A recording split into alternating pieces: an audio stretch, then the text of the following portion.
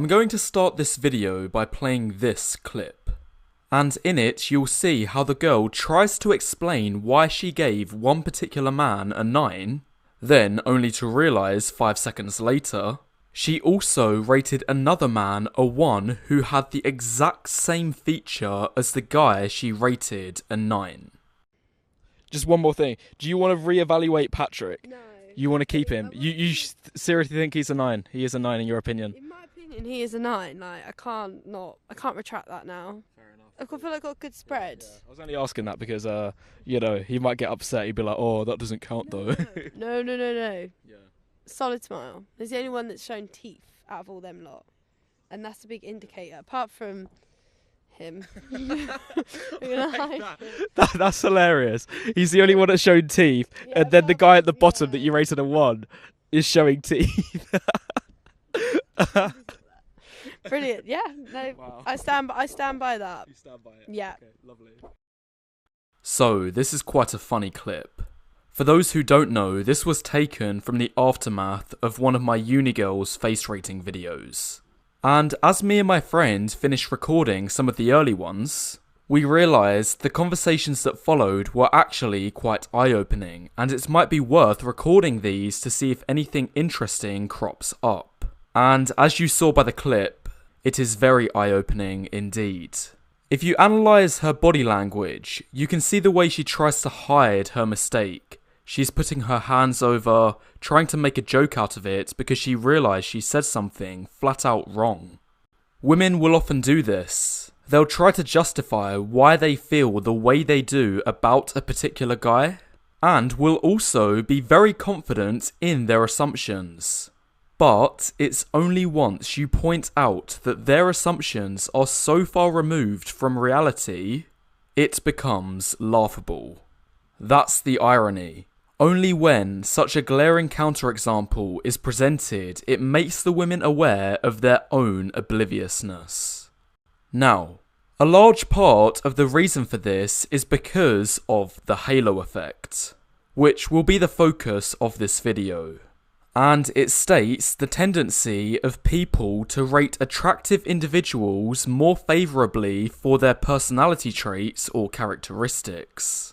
So, put simply, if there is a guy that is in shape, tall, and good looking, you can bet women will gravitate to him and label him with great qualities that go beyond just his looks. So, they'll describe him as charming, charismatic, humble, confident, even though if you as a guy know he's a pretentious hole. In fact, you've probably experienced this exact thing I'm describing many times in your own life. Tell me if this relates. You've been a guy friend to a girl and you've listened to her how she's crushing over a certain guy. She'll say things like, I don't know what it is about him, but I'm still so obsessed with him. Maybe it's his confidence. Maybe it's the way he smiles. Maybe it's just the idea about him. Maybe it's because I think I can't get him. Maybe it's the way he doesn't give me any attention. Maybe all of these things are adding to his mysteriousness. You get the idea of how a woman will explain these things. Then you as a man might try to connect these pieces of the puzzle to build a model of what she actually finds attractive about him. The high degree of ambiguity in the way she'll describe her attraction confuses you.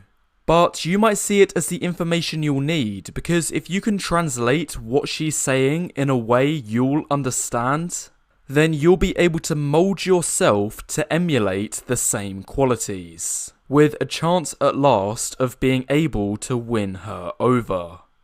However, the problem is that attaining what the girl desires is often impossible because her attraction to you cannot be negotiated.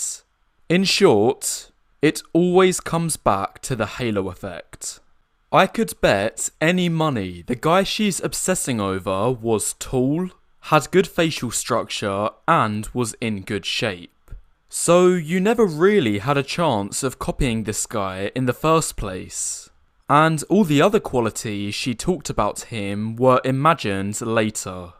Furthermore, I believe more evidence for this is shown in the fact that in her class, workplace, or whatever, there's likely at least 5 other guys who walk by her with the same behaviour as the guy she finds attractive. Except she doesn't obsess over any of these 5 guys. Chances are because they are way, way, way uglier.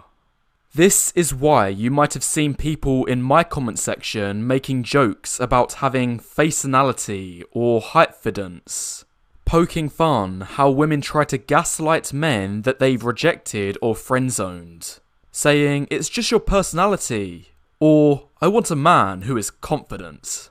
But in truth, the real translation for this is that women want tall and good-looking men.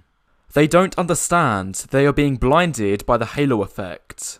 And the difference between guys that they view as confident with good personalities and unconfident with bad personalities is often just a difference in the men's height and facial looks.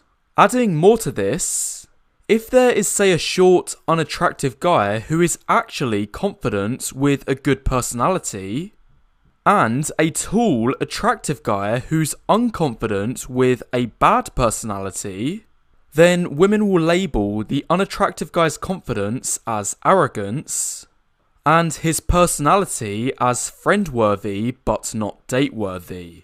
Whereas for the shy Chad, his lack of confidence will be labelled as mysterious, and his bad personality will be labelled a bad boy, player, heartbreaker, etc. So, either way, he still wins. Here's another point. I always find it interesting when women talk about there wasn't a spark, or I just didn't feel that connection. Because this means they know they aren't attracted to the guy they made these remarks about, but what they don't know is why they aren't attracted to him.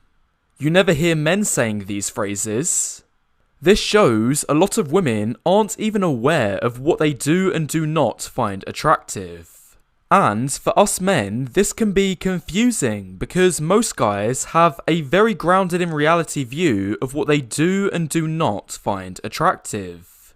We know we want a woman who is in shape, not high body fat percentage. We know we want a woman with a pretty and symmetrical face, not unattractive with asymmetries.